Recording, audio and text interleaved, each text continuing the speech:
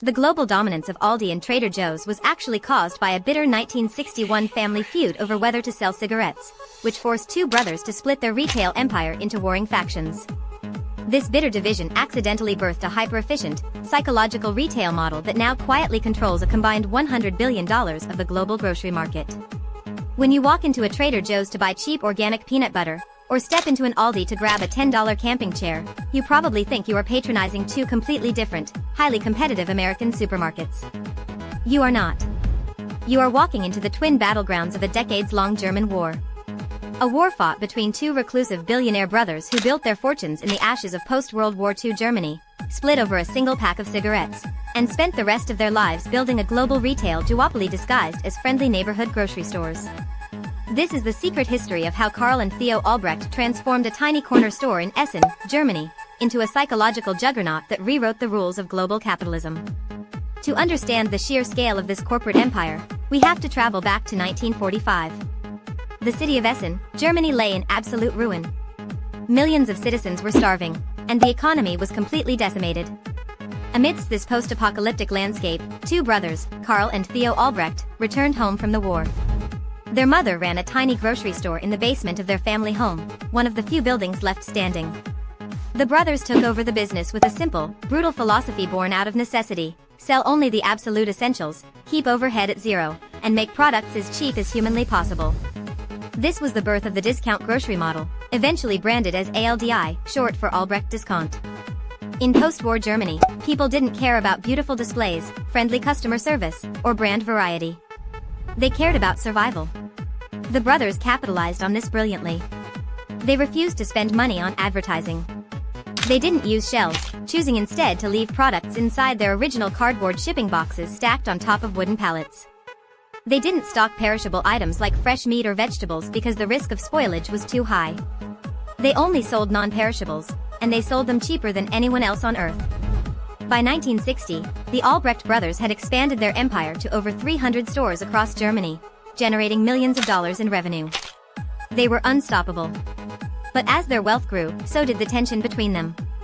Theo, the younger brother, was notoriously frugal, obsessed with saving every single pfennig. Karl, while also highly disciplined, had a more practical view of business expansion. In 1961, this underlying tension finally erupted into a full-scale corporate civil war. The catalyst? A single pack of cigarettes. Theo wanted to start selling cigarettes at the checkout counters to boost profit margins. Karl vehemently opposed the idea, arguing that cigarettes would attract shoplifters and slow down the checkout lanes, destroying their hyper-efficient business model. Neither brother would back down. The argument grew so intense, so irreconcilable, that they decided the only way forward was to split their empire in half. They drew a literal line across the map of Germany. Karl took the south of Germany, and Theo took the north. They renamed their respective empires Aldi Süd and Aldi Nord. To this day, this line is known in retail history as the Aldi Equator. It was a corporate divorce that should have ruined them. Instead, it made them the most dangerous force in retail history. With Germany divided, the brothers embarked on a race for global conquest. Since they could not compete with each other domestically, they looked outward. Karl's Aldi Süd expanded into Austria, the United Kingdom, Australia, and eventually, the United States. Meanwhile, Theo's Aldi Nord pushed into France, Spain, the Netherlands, and Belgium. But Theo realized he had a problem. While Karl was finding massive success in the United States with the traditional, sterile Aldi model, Theo wanted a piece of the American dream too. However, the American consumer was vastly different from the European consumer.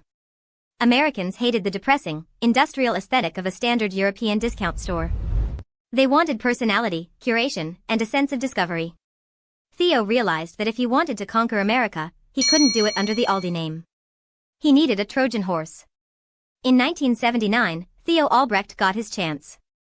He discovered a quirky, struggling chain of 26 stores in Southern California called Trader Joe's.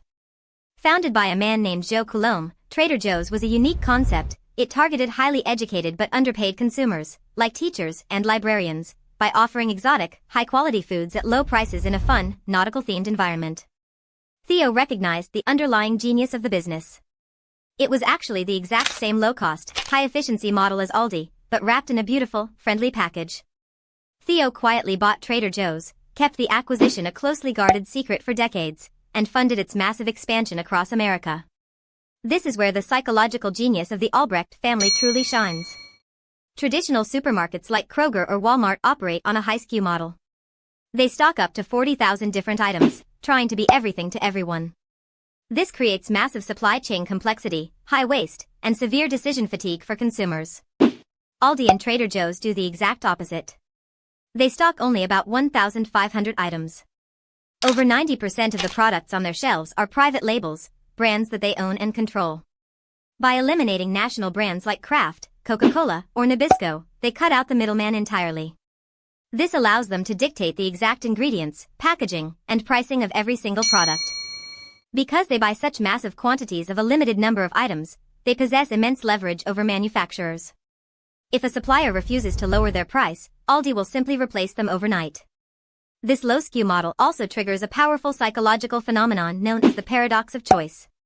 When you are faced with 30 different brands of olive oil at a traditional supermarket, your brain freezes, leading to stress and dissatisfaction. At Aldi or Trader Joe's, you are given only one or two options. You grab it, put it in your cart, and move on. It is a seamless, friction-free shopping experience designed to make you spend money faster and feel happier doing it. But the cost-cutting strategies go far deeper than just private labels. Every single aspect of an Aldi store is engineered to extract maximum efficiency and minimize labor costs. Have you ever wondered why you have to insert a quarter to unlock a shopping cart at Aldi? It's not because they want your 25 cents. It is a brilliant psychological trick to force customers to return the carts to the corral themselves. This completely eliminates the need for Aldi to hire a cart retrieval employee, saving millions of dollars annually in labor costs. Look closely at the packaging of Aldi products.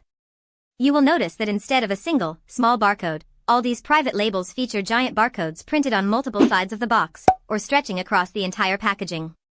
This allows the cashier to slide the product across the scanner in any direction without searching for a barcode. It makes the checkout process up to 40% faster than a traditional supermarket, meaning they need fewer cashiers on duty. There are no phones in Aldi stores. If you want to call your local store to ask if they have a product in stock, you can't. They don't have phone lines because answering customer calls would distract employees from stocking shelves and checking out customers. The employees are cross-trained to do every single job in the store, and they are paid higher wages than the industry average to ensure maximum productivity. It is a high-speed, military-style retail operation disguised as a friendly neighborhood grocery run. While Karl and Theo Albrecht built this terrifyingly efficient empire, they lived lives of extreme, almost pathological secrecy. Following the kidnapping of Theo in 1971, where he was held for ransom for 17 days, the brothers retreated completely from the public eye. They traveled in armored cars, used different routes to work every day, and never allowed their photographs to be taken.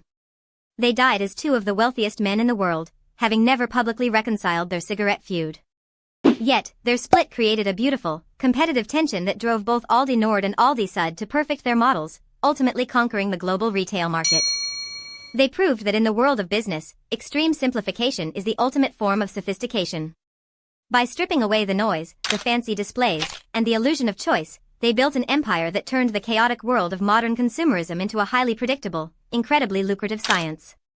If this corporate secret blew your mind, you must watch our video about how a secret $800 tax loophole built the multi-billion-dollar IKEA empire, and the dark psychological tricks they use to force you to buy furniture you don't even need.